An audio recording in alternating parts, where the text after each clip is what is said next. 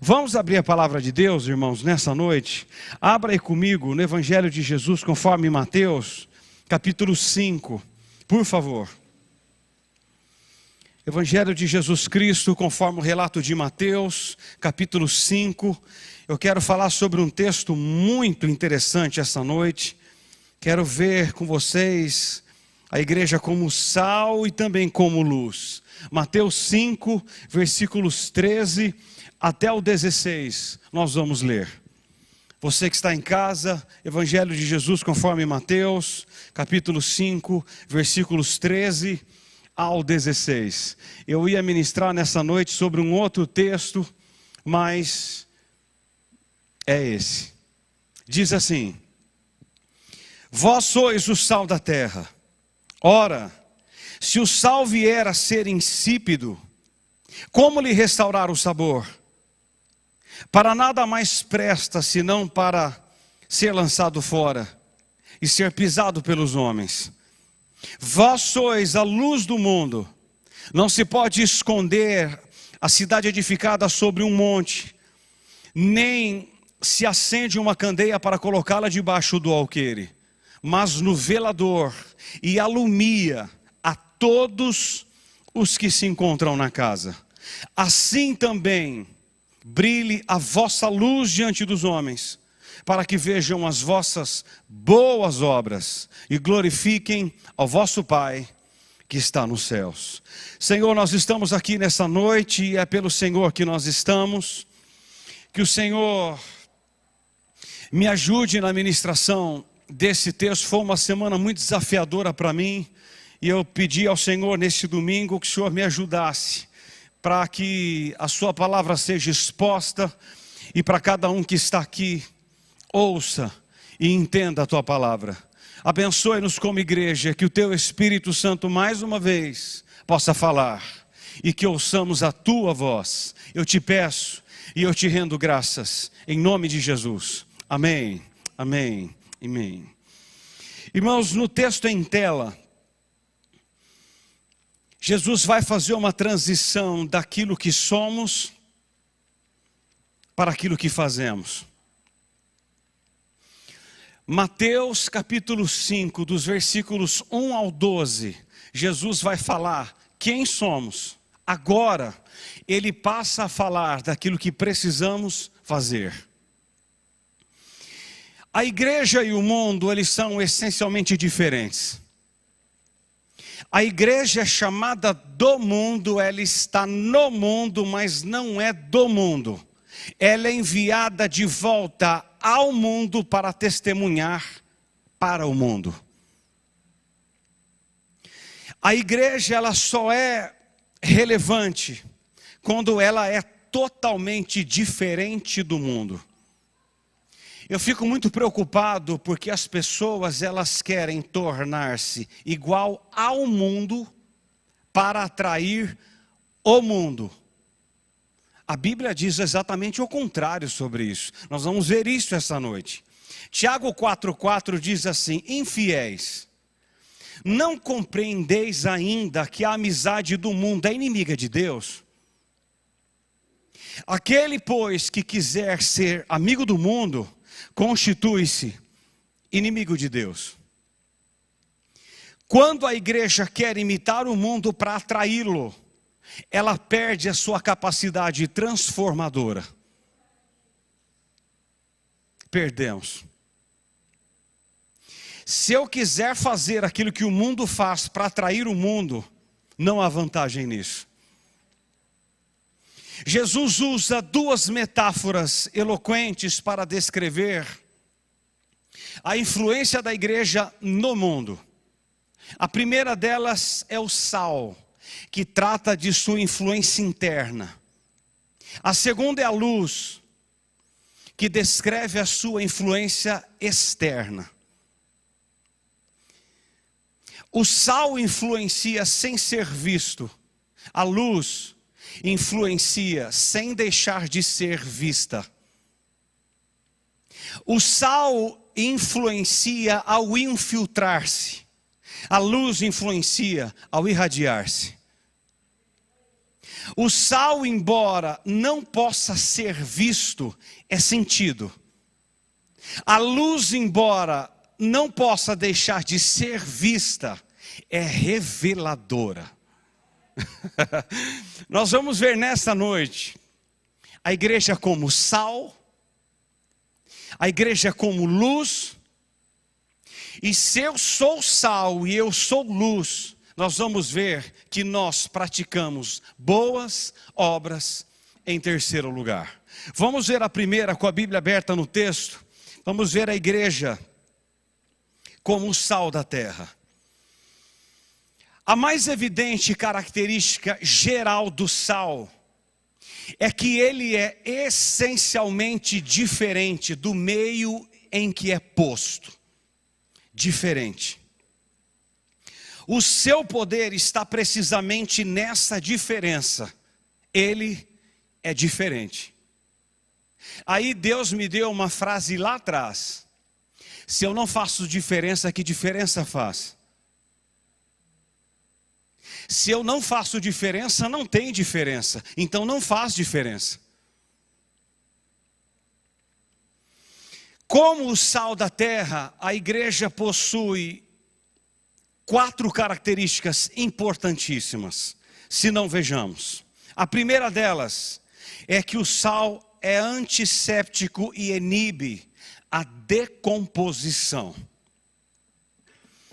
Irmãos, quando Jesus proferiu no versículo 13 que a igreja é o sal,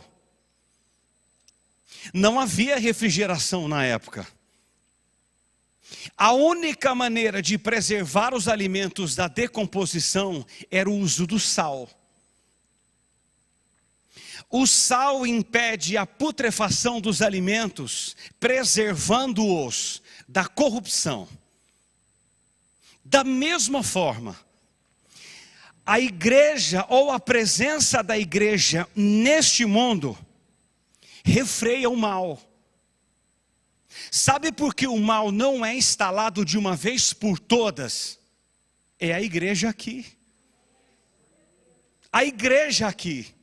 Sua influência impede que o mundo deteriore em sua galopante corrupção. Corrupção. Sproul é enfático em dizer que uma das tarefas da igreja é impedir que o mundo se autodestrua. O mundo não se autodestrói pelo sal. Nós somos o sal. Nós somos o sal.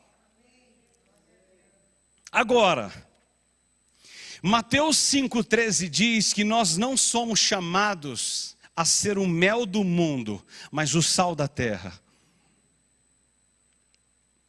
O sal precisa ser esfregado na carne, e quando isso acontece, arde. Arde bastante, mas o seu resultado é preservador. É digno de nota que a igreja não é sal no saleiro, mas sal da terra. O sal é sal quando ele salga fora do saleiro. O sal precisa estar em contato com aquilo que deve ser salgado para exercer seu papel. A igreja não influencia o mundo isolando-se dele, mas estando em contato com ele. Primeiro, o sal inibe a decomposição. Segunda característica do sal é que ele é condimento e dá sabor. Uma comida insossa é intragável. O sal, ele tem o papel de salgar os alimentos. Irmãos, o mundo, ele está cansado de seus próprios pecados. A presença da igreja no mundo, refletindo nele a glória de Deus, revela às pessoas uma qualidade de vida superlativa. Mostra ao mundo que a vida com Deus é deleitosa. Agora, é importante ressaltar que a comida sem sal é intragável, mas a comida com muito sal é insuportável. Notem como Jesus tempera todas as coisas. Pouco sal é intragável e muito sal é insuportável. O que isso significa? Que a igreja não foi chamada ao mundo para condenar o mundo, mas para demonstrar ao mundo o amor de Deus e chamar as pessoas do mundo ao arrependimento e à fé salvadora. Dessa forma, eu e você daremos sabor àquilo que não tem sabor. Irmãos, a vida de muitas pessoas não tem sabor, está sem sal. Ela clama que um pouquinho de sal seja jogado na sua vida, para que seja temperado e haja sabor. E Deus levantou a minha vida e a sua vida a dar sabor àquilo que não tem sabor. Terceira característica do sal é que ele provoca sede. Sede. Vivemos num mundo caído, onde as pessoas não têm sede pelas coisas espirituais e nem apetite pelo pão do céu. A igreja, como um sal, ela se insere, se infiltra e assim provoca sede nas pessoas em querer conhecer o Deus que nós temos e que nós mostramos. Da minha vida e o meu testemunho gera sede nas pessoas. Irmãos, se existe algo que enche uma igreja, sabe o que é, além da palavra e da oração? Testemunho. É as pessoas olharem para nós e dizer: Ele é de Deus. Ela é de Deus. Isso impacta o mundo até o dia de hoje. Por isso que o sal provoca sede. Há um texto de Atos 3:4, que juntamente com João, Pedro fitou o paralítico na porta daquele templo e disse algo formidável. Olha para nós. Olha para nós. Olha para mim. Olha para a minha vida. Irmãos, nós ficamos chocados com esse relato. Vocês sabem por quê? Porque a maioria diz exatamente o contrário. Olha, não olha para mim. Olha para Jesus. A nossa teologia foi firmada em cima dessa estaca. Não olha para mim, olha para Jesus. E Pedro manda olhar para ele. E agora? Talvez você diga assim, mas como Pedro pode cometer um erro desses?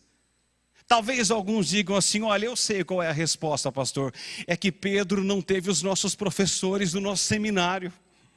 Deixa eu te dizer uma coisa, Pedro teve o maior dos professores. O nome dele é Jesus. Maior dos professores. 2 Coríntios 3:2, Paulo diz que nós somos cartas de Cristo. Carta serve para quê?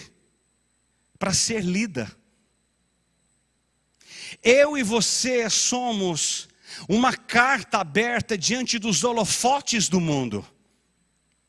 Porque o mundo talvez não leia muito a Bíblia, mas ele sempre lê algo.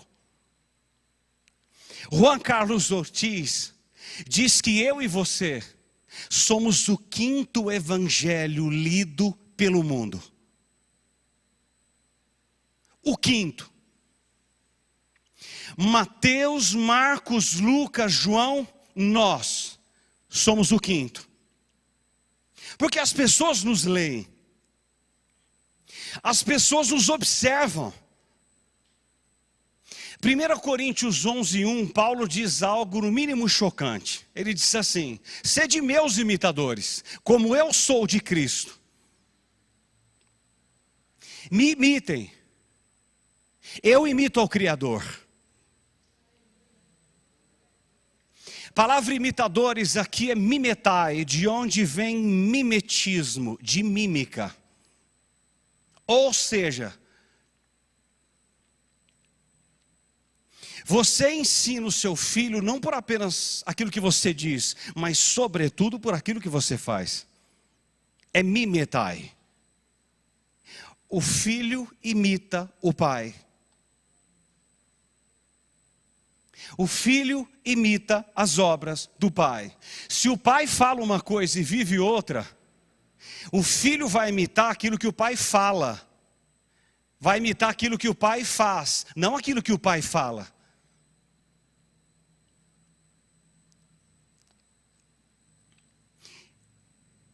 Sede. Sede. O sal gera sede nas pessoas que estão ao seu redor. Paulo está terminando a carta aos Filipenses, e ele diz assim no versículo 8: ora, tudo que é verdadeiro, tudo que é respeitável, tudo que é justo, tudo que é puro, tudo que é amável, tudo que é de boa fama, e se alguma virtude há, algum louvor existe, isso ocupe o vosso pensamento. Aí ele diz assim no 9: e o que aprendestes, recebestes, ouvistes e vistes em mim, isso praticai. O que vocês viram em mim, ó Filipos, pratiquem. Irmãos, podemos dizer ao mundo: olha para nós. Os pais podem dizer aos filhos: olha para nós. Os patrões podem dizer aos empregados: olha para mim, porque eu imito a Cristo. O sal provoca sede. Irmãos, é uma pergunta perturbadora e não está aqui.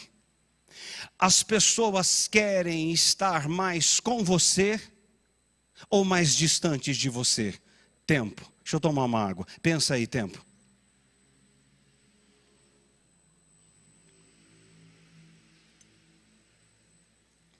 Quando o seu nome é citado na roda, gera sede ou náuseas?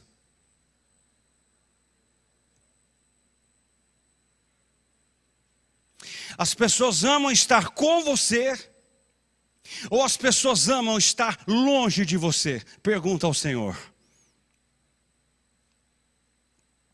O sal gera sede. Sede. Sede. Sem a presença da igreja no mundo, este mundo seria um ambiente insuportável onde viver. Sabe por que é suportável? Por causa da igreja. Por causa de mim e de você. Este mundo ainda é suportável pelo sal. Ele gera sede. Sede. Sede nas pessoas. A igreja é o grande freio moral do mundo. Por isso que quando Jesus voltar, acabou. Acabou. Quarto lugar. O sal, para ser útil, precisa conservar sua sanalidade. Jesus diz assim no final do 13. Ora, se o sal vier a ser insípido, como lhe restaurar o sabor? Não tem como restaurar o sabor. Ele não quis dizer aqui, mas não tem como restaurar o sabor. Aí ele continua: para nada mais presta, senão para ser lançado fora e ser pisado pelos homens. Irmãos, o cloreto de sódio é um produto muito instável, resistente a quase todos os ataques. Não obstante,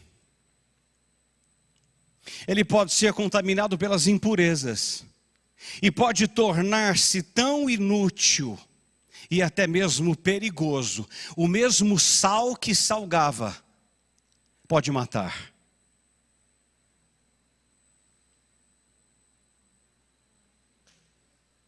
O mesmo sal que salgava pode matar.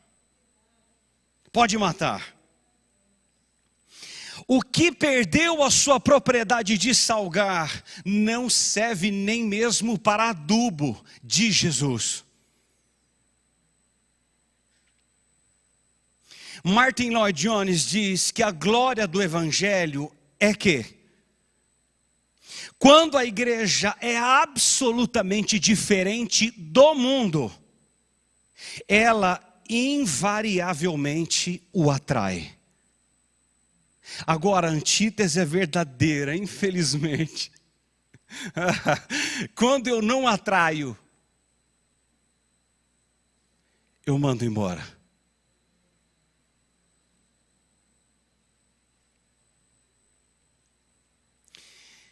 Quando eu atraio o mundo pelo sal,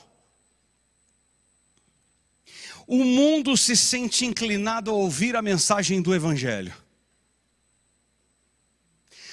Por isso, quando eu ia falar de Jesus para as pessoas, eu falava assim: olha, você entrega a sua vida a Jesus, você vai para o inferno. Irmãos, eu nunca mais falei uma coisa dessa.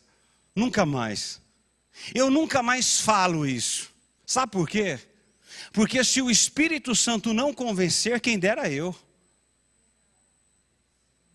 Se ele não atrair pelo amor, quem dera nós. Vai aí, você vai para o inferno. Não, não fale isso.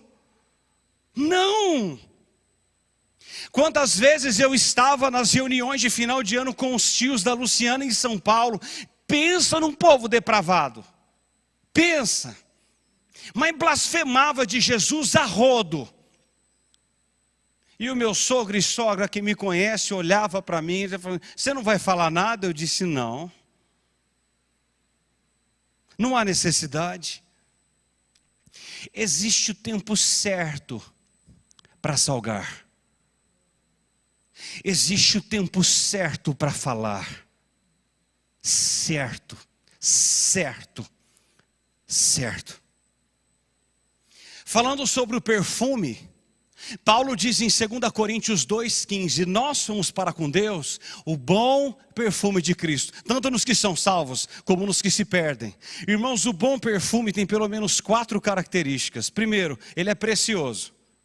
Ele é o bom perfume. Segundo, ele influencia sem alarde, sem gritos. Assim é o sal. Não há necessidade de grito. Ele influencia. Terceiro, o bom perfume atrai as pessoas. O sal também atrai. Você já ficou perto de um bom perfume? E quarto, o bom perfume torna o ambiente mais agradável. É maravilhoso estar perto de um bom perfume. Bom! Vós sois sal da terra. Segundo, Jesus disse no versículo 14: vós sois a luz do mundo. William Barclay diz que a luz tem pelo menos 3 funções primordiais: ser vista por todos, servir de guia e servir como advertência. John Charles Riley ressalta que de todas as coisas que foram criadas, a luz é a mais útil. A luz fertiliza o solo, a luz guia, a luz reanima. Você está desanimado, você sai na luz, a luz traz vida em você. A luz foi a primeira coisa que Deus trouxe à existência. Sem a luz neste mundo, ele continuaria vazio e obscuro. Se a igreja influencia ao inserir-se no mundo como sal, ela é vista como luz. Por isso que Paulo diz em Filipenses 2,15, que devemos resplandecer como luzeiros no mundo. Colossenses 1,13, Paulo diz que o reino das trevas, do diabo, é um reino de trevas. Qual é o papel da igreja, portanto? É de vital importância ser luz para quem não tem. A metáfora da luz enseja-nos algumas lições importantes, na verdade são 5. Primeiro, a luz é um símbolo da verdade. Não se pode esconder a cidade edificada sobre um monte. 1 João 5,19 diz que o mundo jaz no maligno. João 8,44, Jesus diz que o diabo é o pai da mentira. Pai. Porém, 1 João 1,5 diz que Deus é luz e nele não há treva nenhuma. Nenhuma. A igreja é a luz do mundo. E onde a igreja chega com sua benfazeja influência, as trevas da ignorância, do engano e da mentira são dissipadas pela luz, pela luz, pela luz. João 8,32 fala-nos da condição da verdade. E qual é a condição?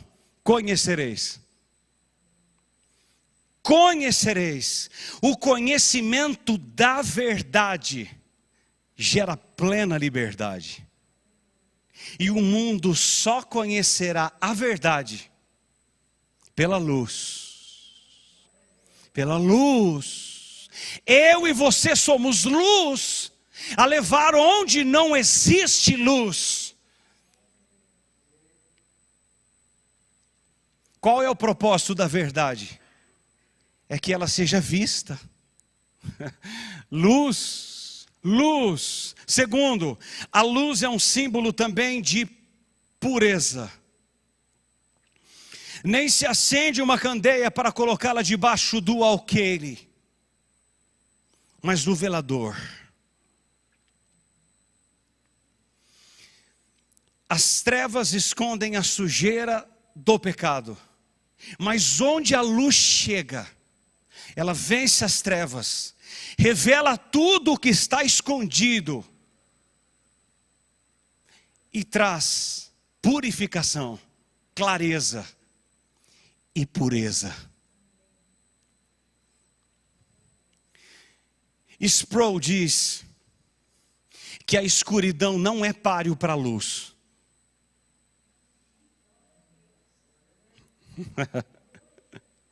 Não.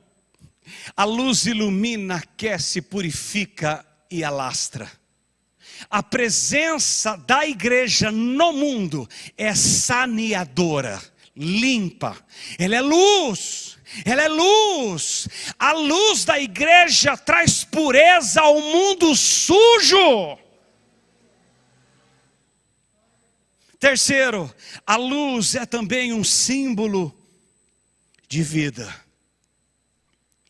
Ilumina todos os que se encontram na casa. Não há vida sem luz. Não houvera luz, não haveria o fenômeno da fotossíntese. Sem a fotossíntese não haveria plantas, e sem elas não haveria oxigenação, e sem oxigenação não sobreviveríamos. Luz é vida. Logo, a presença da igreja no mundo é o que mantém no mundo a vida. Sem a igreja no mundo, ela pereceria em seus delitos e em seus pecados, como diz Efésios 2:1. Para influenciar o mundo, a igreja precisa, antes de ser, ela precisa ser, antes de fazer.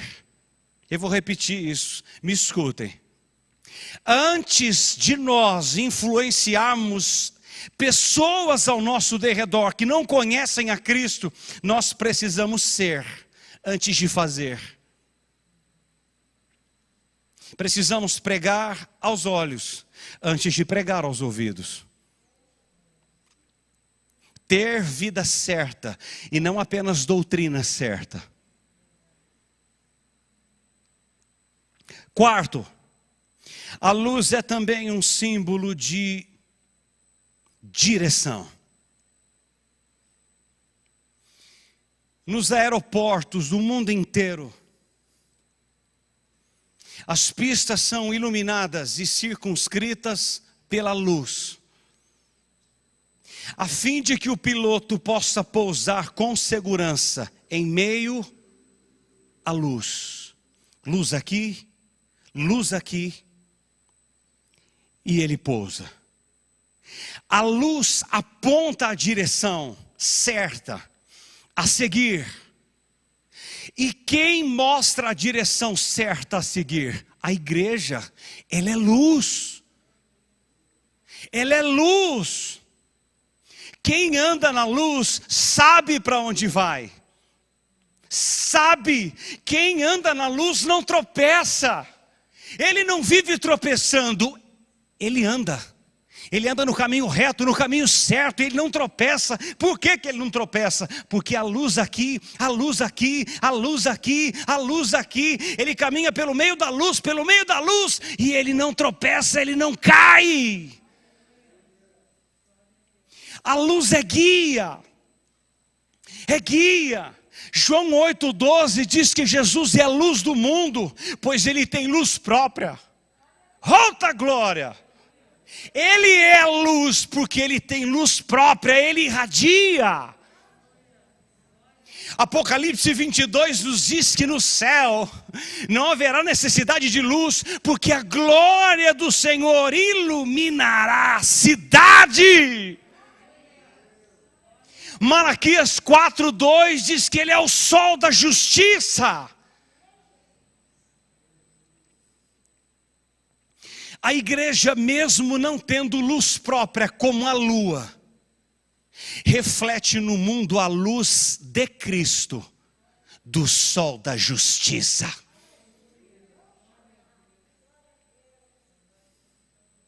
Jesus não disse: vós sois luz da igreja. Vós sois a luz do mundo. É lá fora. É lá fora. Quinto, a luz é também um símbolo de alerta. Alerta. Por que a luz é colocada nos faróis dos carros? Por quê? Porque há um perigo à frente. A luz alerta sobre o perigo e avisa os viajantes sobre a necessidade de cautela. Assim, a igreja proclama ao mundo com voz profética que Ele é a luz, que Ele dá vida, e Ele dá vida de eternidade em eternidade. A igreja exerce o papel do atalaia, mostrando ao mundo o perigo grande e grave de viver despercebidamente sobre o pecado. A igreja alerta. Eu e você somos usados constantemente por pessoas à nossa volta a dizer: assim diz o Senhor. Assim diz Deus, assim diz a palavra de Deus. Portanto, a igreja é luz do mundo. Vós sois sal da terra e vós sois a luz do mundo. Terceiro e último lugar, eu encerro. Diz o verso 16, que a igreja precisa praticar boas obras. Assim brilhe também a vossa luz diante dos homens, para que vejam as vossas boas obras e glorifiquem a vosso Pai, que está nos céus. Quando a luz da igreja brilha, os homens devem ver não só a pujança, mas as suas boas obras. Quem brilha não somos nós, é o Rei da Glória. A palavra boas do versículo 16 é kalos, indicando que as nossas obras são boas. E o que é kalos? Elas são belas e atraentes às pessoas à nossa volta.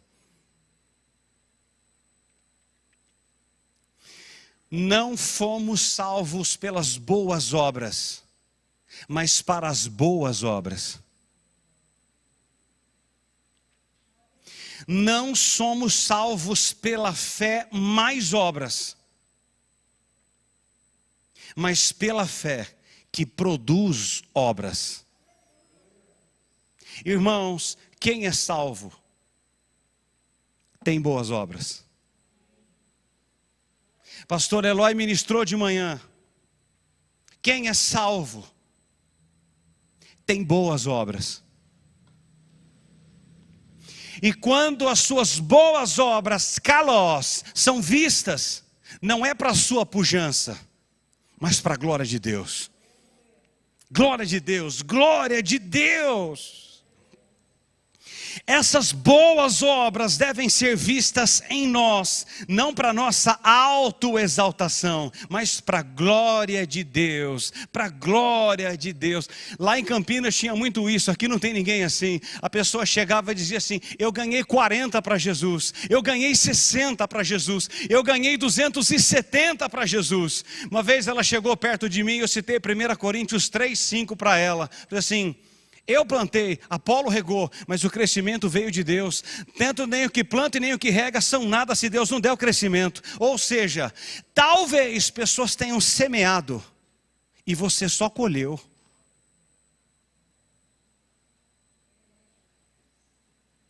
Eu ganhei 100 para Jesus, não muda a frase.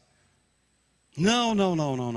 Não é para nossa autoexaltação, é para a glória de Deus, é para a glória de Deus. Paulo vai terminar 1 Coríntios 10, falando sobre a segurança da liberdade cristã, e ele diz assim, em 1 Coríntios 10:31, portanto, quer comais, quer bebais, quer façais qualquer outra coisa, fazei tudo para a glória de Deus.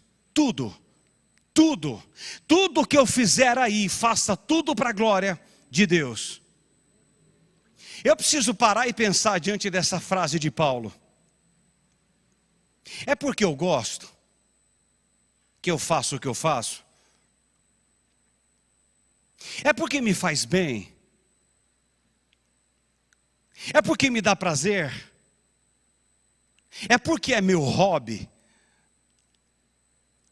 A pergunta certa seria: eu faço o que faço para a glória de Deus?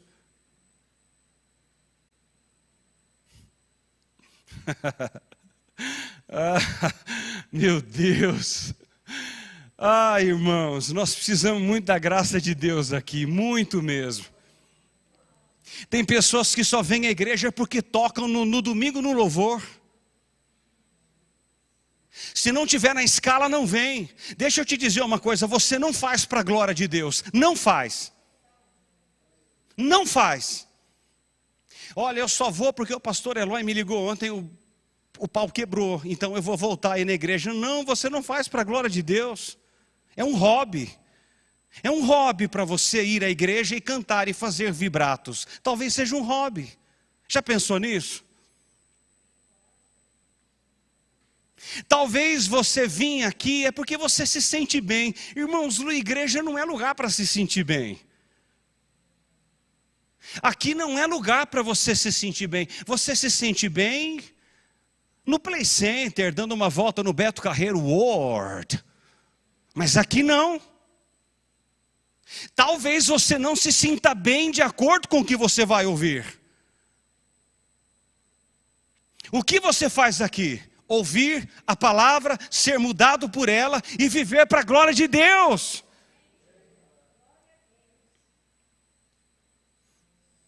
Paulo diz em Colossenses 3,17: Ei, Paulo, tudo o que fizerdes, seja em palavra, seja em ação, fazei-o em nome de Jesus, dando a Ele graças. Tudo. Paulo engloba mais do que 1 Coríntios 10:31. Quer comais, quer bebais, quer façais qualquer outra coisa, faça tudo para a glória de Deus. Aqui não. Ele diz: tudo que você fizer, tudo, seja em palavra, seja em ação, faça em nome de Jesus. Que lindo isso! Tudo!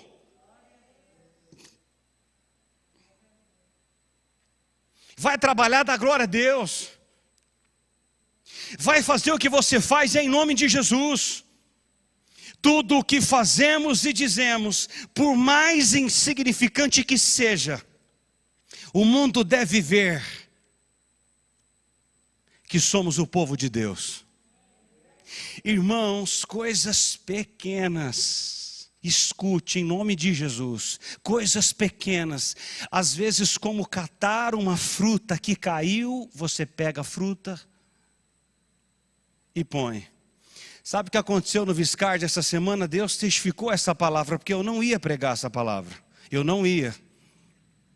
Eu abaixei para pegar uma maçã que uma senhora derrubou, aqui no Viscard. E quando eu abaixei para pegar a maçã, eu olhei para ela e falei assim: a sua maçã caiu, senhora. Sabe o que a senhora me disse? Louvado seja Deus, porque você pegou a maçã. A minha veia ficou dessa grossura dentro do Viscard. Isso é melhor que ganhar R$1.000. Ficou assim, ó. Louvado seja Deus pela sua vida, meu filho. Eu falei, aleluia, com máscara e tudo. Tudo. Paulo diz tudo. Vai trabalhar em nome de Jesus. Vai para o mercado em nome de Jesus. Vai cantar em nome de Jesus. Vai ficar na porta em nome de Jesus. Tudo em nome de Jesus, e dê a Ele graças, diz Paulo.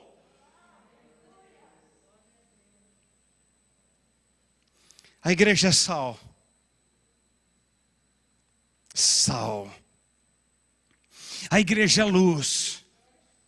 E sendo sal e sendo luz, ela produz boas obras para a glória de Deus. Vamos levantar, vamos ficar de pé.